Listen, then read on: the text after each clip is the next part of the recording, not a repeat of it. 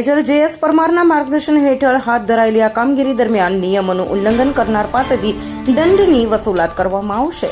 Bus station પર સ્વચ્છતા જળવાઈ રહે તે હેતુસર ડેપો તંત્ર દ્વારા અગાઉથી જ સ્વચ્છતા અભિયાન ચલાવવામાં આવી રહેલ છે।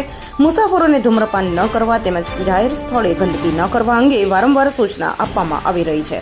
તેમજ બસ સ્ટેશન પર સૂચક બોર્ડ લગાવવામાં આવ્યા છે, છતાં પણ કેટલાક મુસાફરો નિયમોનો ભંગ કરીને તમાકુજન્ય પદાર્થોનું સેવન કરવામાં આવે અને તેના કારણે બસ સ્ટેશન પર ગંદકી સર્જાતા પરિસ્થિતિને ધ્યાને રાખીને ડેપો તંત્રએ કડક વલણ અપનાવી દંડની વસૂલાતની કાર્યવાહી હાથ ધરી છે।